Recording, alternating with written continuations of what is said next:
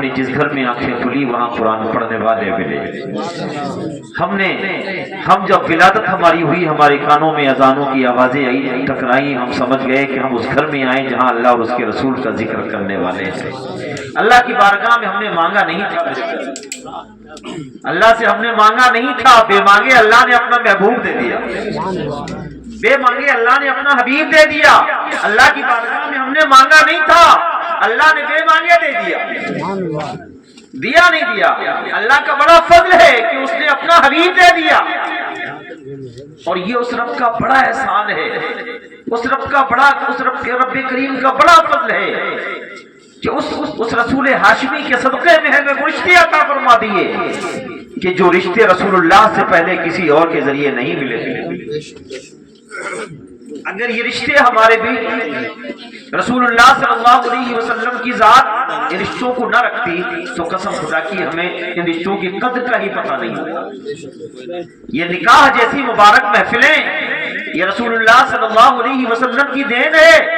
हमें चाहिए कि इस पर खूब शुक्र करें कि अल्लाह तेरा कितना बड़ा एहसान है कि तूने हमें ऐसी महफिलों से नवाज दिया, वरना आपकी मजाल के किसी की बेटी को लेकर आ जाते।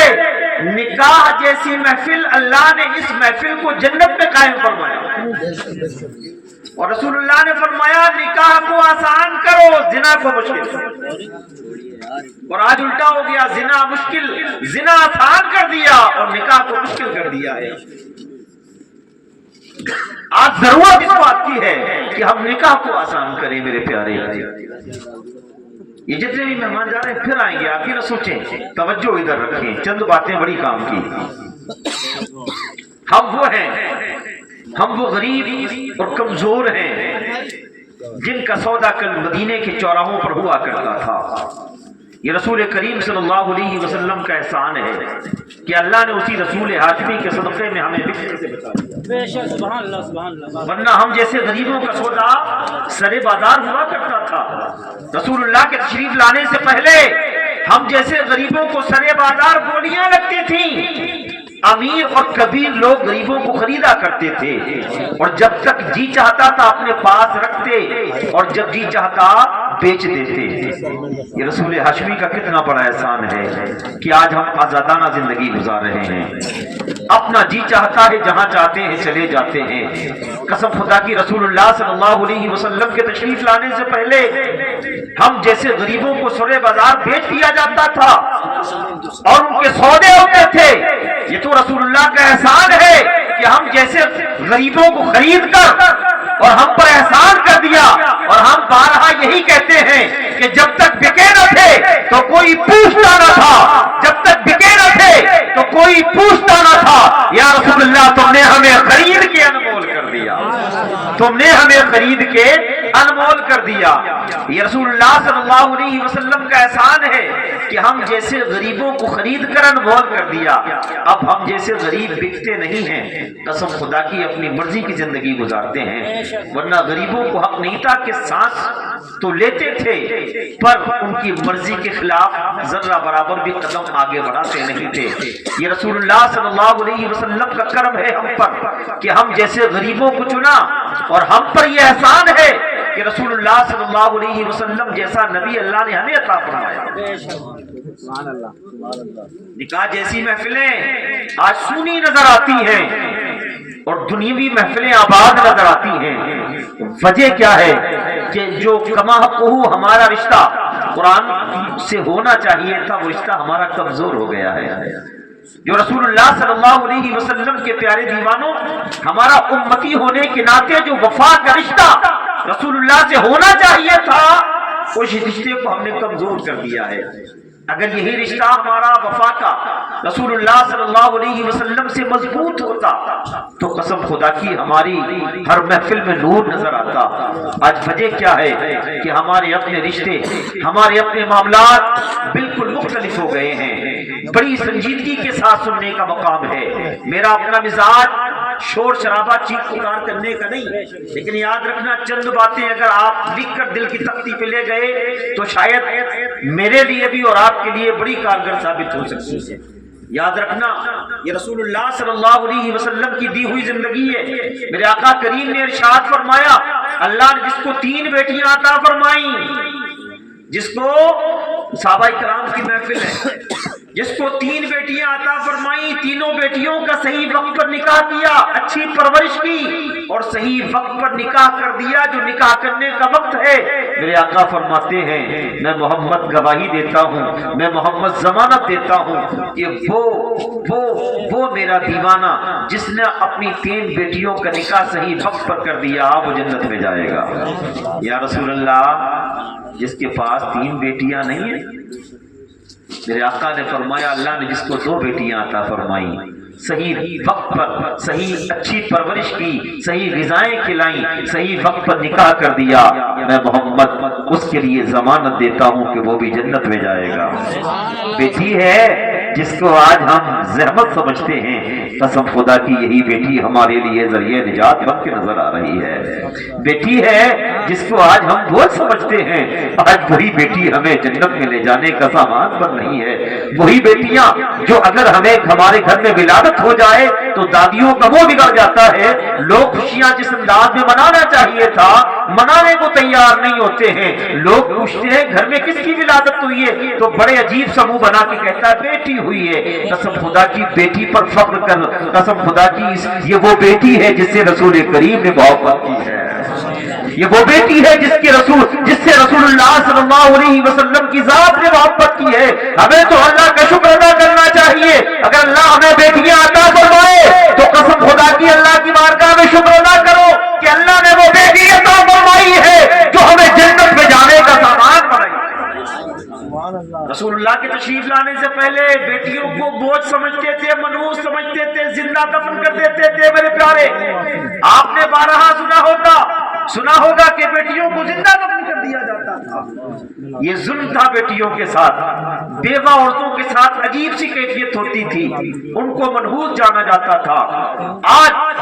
آج جو بیٹیاں ہم اپنی آنکھوں سے دیکھ رہے ہیں، جن بیٹیوں کو ہم لاڈ کر رہے ہیں، جن بیٹیوں کو اپنے ہاتھوں سے رخصت کر رہے ہیں، یہ رسول اللہ صلی اللہ علیہ وسلم کی دین ہے۔ اب ایک ایسے بھی صحابی رسول ہیں کہ جن کے پاس ایک ہی بیٹی تھی، ابھی بھی یا رسول اللہ 3 بیٹیوں والوں کے لیے بشارت ہے، 2 بیٹی والوں کے لیے بشارت ہے، ابھی بھی یا رسول اللہ میرے پاس تو ایک ہی بیٹی ہے۔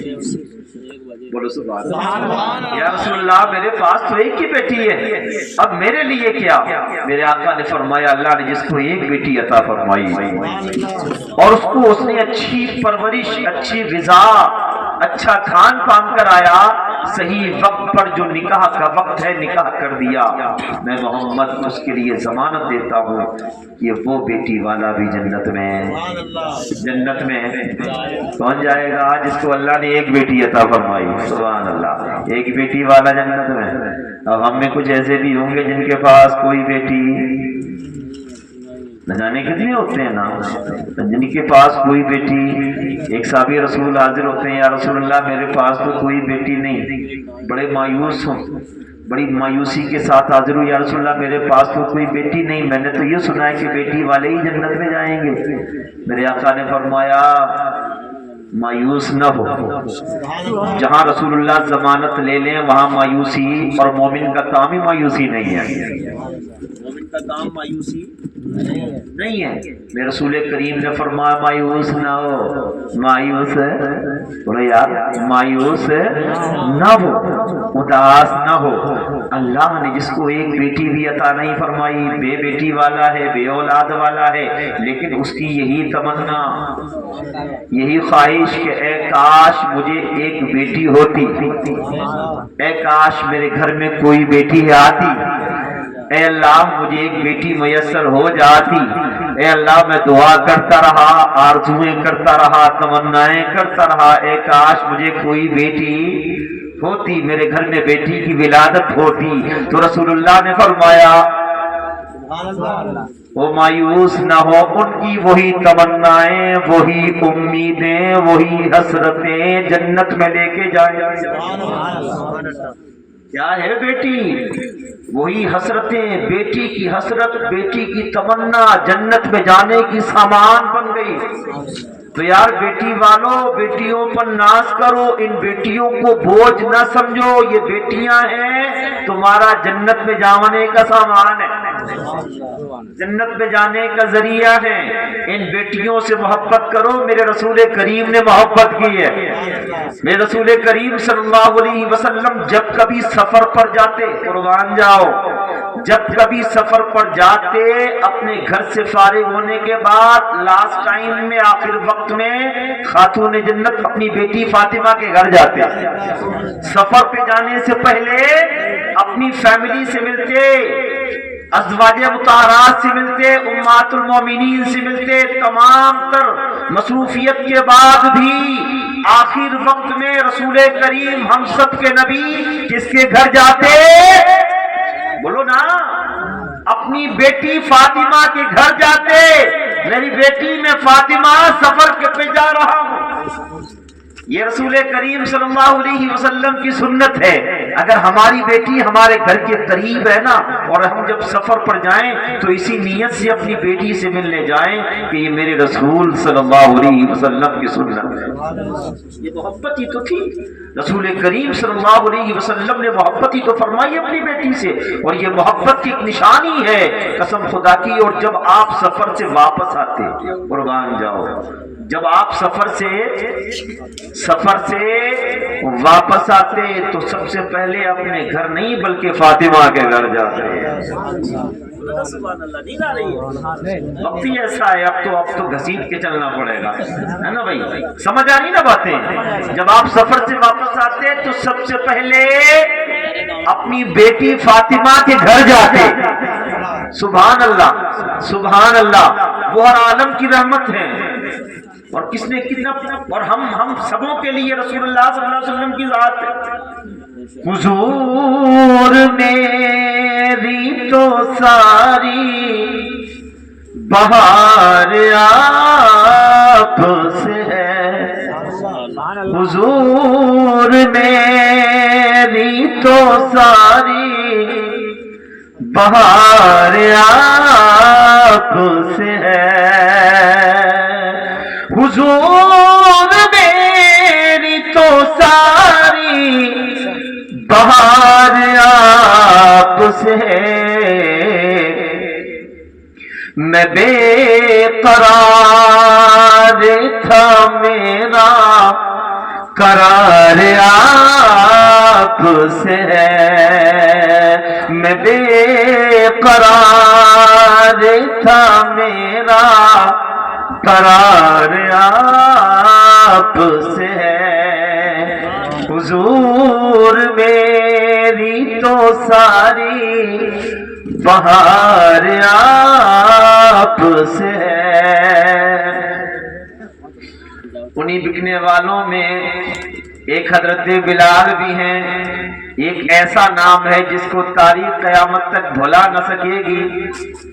یہ وہی بلال ہیں جو بکتے بکتے بکتے بکتے ایسے شہر میں آ گئے، ایسی جگہ میں آ گئے کہ قسم خدا کی ان کے قسمت کا ستارہ چمکنے والا۔ بلال بکتے بکتے بکتے بکتے جب تک لوگ رکھتے جی بھر جاتا بلال حبشی کو بیچ دیتا۔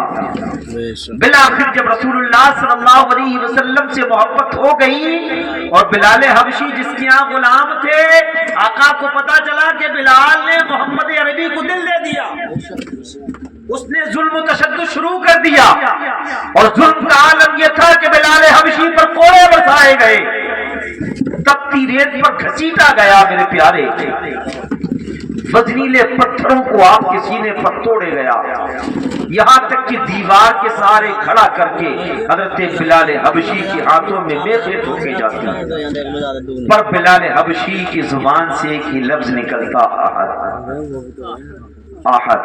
احد کے علاوہ کچھ بولتے نہیں، یار مارنے والا تھک جاتا مارتے مارتے، پر بلال حبشی احد کے علاوہ کچھ بولتے نہیں۔ مارنے والا کہتا ہے یار تو کس مٹی کا بنا ہے ذرا یہ تو بتا دے، میں مارتے مارتے تھک جاتا ہوں پر پٹتے پٹتے تو تھکتا نہیں۔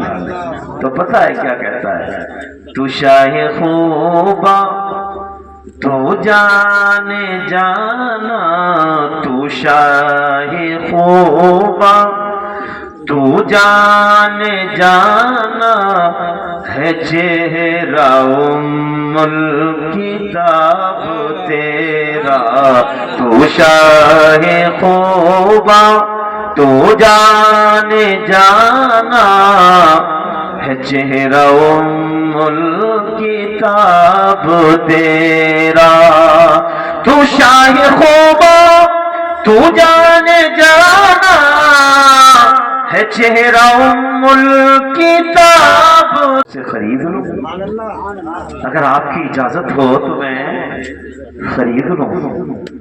میرے آقا نے فرمایا صدیق دیر نہ کر، کیا قربان جاؤ، ہم جیسے غریبوں کمزوروں کے لیے اگر صبر اور بردباری کی زندگی میں کچھ رنگ لانا ہے تو بلال کی زندگی کو پڑھ لو اور سن لو، انقلاب آ جائے گا۔ ہمیں مایوس ہونے کی ضرورت نہیں ہے، دکھی ہونے کی ضرورت نہیں ہے، کیونکہ مومن کا کام مایوسی نہیں ہے۔ حضرت بلال حبشی کے خریدار حضرت سیدنا صدیق بنے، اور جب بیچنے والے کو پتا چلا کہ آنے والے خریدار صدیق ہیں تو کہنے لگا کوئی اور خریدتا تو یہ قیمت تھی، لیکن صدیق خریدیں گے تو قیمت ڈبل ہو گئی، قیمت بڑھا دی گئی۔ حضرت سیدنا صدیق اکبر نے فرمایا کہ بلال وہ بیچے گا میں خریدوں گا، جو قیمت وہ بولے گا صدیق اسی قیمت کو ادا کرے گا۔ محبت میں قیمت نہیں دیکھی جاتی ہے نا۔ حضرت بلال حبشی کی کو خریدا گیا، قسم خدا کی جب تک بکے نہ تھے تو کوئی پوچھتا نہ تھا، جب تک بکے نہ تھے تو کوئی پوچھتا نہ تھا۔ اب بلال کہہ رہے تھے آقا تم نے ہمیں خرید کے انمول کر دیا، تم نے ہمیں خرید کے انمول کر دیا۔ حضرت بلال حبشی کو زمانہ یاد رکھے گا، قیامت تک بلال حبشی کے ذکر ہوتے رہیں گے۔ میرے آقا کے پیارے دیوانوں تمہیں مبارک ہو کہ تمہیں بلال حبشی جیسا صبر کرنے والے کی زندگی تمہارے سامنے ہے۔ کربلا میں شہید ہونے والے حضرت امام علی مقام کی زندگی تمہارے سامنے ہے۔ ہم ادھر ادھر کی بات کیوں کرتے ہیں؟ رسول اللہ صلی اللہ علیہ وسلم کی مبارک زندگی ہمارے سامنے ہے، جس کی زندگی جس کے آئیڈیل رسول اللہ صلی اللہ علیہ وسلم جیسی ذات ہو، اسے کسی کے آگے جھکنے کی ضرورت نہیں ہے، کسی کے آگے بھٹکنے کی ضرورت نہیں ہے، کسی کے آگے سجدہ کرنے کی ضرورت نہیں ہے۔ اپنے رب کے آگے سجدہ کر، رسول اللہ پر صدق دل سے درود پر، قسم خدا کی تیری یہی زندگی میں انقلاب آئے گا، زمانہ تجھے سلام پیش کرے گا، تیری دنیا بھی سنور جائے گی، آخرت بھی سنور جائے گی۔ تو جب تک دنیا میں رہے گا خوش رہے گا، اور جب دنیا سے جائے گا تو ہر یہ کہے گا یہ محمد کا دیوانہ جا رہا ہے، یہ محمد کا دیوانہ جا رہا ہے۔ کتنا زمین میلی نہیں ہوتی، زمن میلا نہیں ہوتا، محمد کے غلاموں کا کفن کوئی ہے جس کے کفن کے تعلق سے بات کی جائے، کوئی ہے جس کی قبر کے تعلق سے بات کی جائے، کوئی ہے جس کی ولادت کے تعلق سے بات کی جائے، کوئی ہے جو صبر والا حضرت امام علی مقام جیسا نکل کر آئے، کوئی ہے جو غوث العظم بن کر چمک کر دکھائے، کوئی ہے کہ جو محبوب الہی کی طرح بن کر دکھا دے، کوئی ہے جو خواجہ اجمیری کی طرح بن کر دکھا دے۔ وجہ یہ تھی کہ انہوں نے رسول اللہ سے سچی محبت کی تھی، اس کے بدلے میں ان کو اللہ نے وہ انعام عطا فرما دیا ہے۔ یہ کل بھی زندہ تھے، آج بھی زندہ ہے، قیامت تک زندہ ہے۔ اپنی زندگیوں میں رسول اللہ کی زندگی بسائیں۔ میرے پیارے شادی کی دعوت میں آنے والوں، کل یہاں سے بارات جائے گی، نوشا بنیں گے جناب فیضان میاں، ان کے گھر والے رش کریں گے آج ہمارا بیٹا دولہا بن کر جا رہا ہے۔ ان کی بہنیں بھی خوش ہوں گی، ان کی ماں بھی خوش ہوگی، ان کے والد بھی خوش ہوں گے، خاندان کے تمام لوگ بڑے خوش ہوں گے، اور یہ زندگی کا اہم لمحہ ہوتا ہے۔ زندگی کا بڑا اہم وقت ہوتا ہے، ایک بچے کی ولادت کے وقت اور ایک شادی کے وقت اور ایک زندگی کے آخری سفر کے وقت۔ جب لوگ جمع ہوتے ہیں، بچے کی ولادت ہو گئی، کیسا بھی ہے، شکل و صورت کے اعتبار سے کیسا بھی ہے، عقیقے کی محفل لگ دی، آپ نے خوشی کی محفل لگ دی، سب آتے ہیں ذرا بچے کو دکھا دو۔ بڑے بڑے مہمان ہیں، کوئی کسی کو دیکھنے کو تیار نہیں ہوتا، تمام کی نگاہوں کا مرکز وہی آنے والا مہمان ہوتا ہے۔ اور جب دولہے کی محفل سجتی ہے، سر پر صحرا سجایا جاتا ہے، تو اس وقت بھی دور و دراز سے آنے والے کی نگاہوں کا مرکز صرف نوشہ ہوتا ہے، کوئی اور تو نہیں ہوتا۔ نکاح کی محفل میں اگرچہ چاہے کوئی کتنا وی آئی پی کلچر رکھنے والا مہمان آ جائے، کسی کی توجہ نہیں ہوتا ہے، ہر ایک کی توجہ دولہا کی طرف ہوتی ہے، ہر ایک کی توجہ دولہے کی طرف ہوتی۔ دولہا بیٹھا ہے بن سور کر، قسم خدا کی دولہا بننا تمہیں مبارک ہو، لیکن نئی ذمہ داری کا آغاز بھی تمہیں کو جھیلنا ہے، اور ذمہ داری کوئی دشوار نہیں ہے، ذمہ داری دشوار نہیں ہے۔ اے بہنوں تمہیں مبارک ہو کہ کل تمہارے گھر میں تمہارا بھائی دلہن لے کر آئے گا، جتنی محبتوں کے ساتھ تم اپنی بھابھی کا استقبال کرو گی، تمہاری ذمہ داری ہے اگلے دن، اس سے اگلے دن، ہر دن اس کے ساتھ اچھا سلوک کرنا، تاکہ اس کو اجنبی پر محسوس نہ ہو۔ یہی رسول اللہ کی زندگی ہے۔ ہم کرتے کیا ہیں؟ اگر نکاح کی محفل میں ذرا سی کوئی بات ہو گئی تو وہ تانے شروع، کچھ کھانے میں کمی رہ گئی تو وہ گھر والے تو اپنے گھر رہ گئے، لیکن تمام تانے وہ دلہن بن کر آنے والی اپنے پردے میں بیٹھ کر تمام تانوں کو سنا کرتی ہے۔ یہ رسول اللہ نے زندگی ہمیں نہیں دی ہے میرے پیارے۔ زندگی یہ ہے کہ جب تمہارے گھر میں بہو بن کر کسی کی بیٹی آئی ہے، تمہاری ذمہ داری ہے اس کے ساتھ ایسی وفا نبھاؤ کہ اب اپنے بھائیوں کی محبت، ماں کی محبت،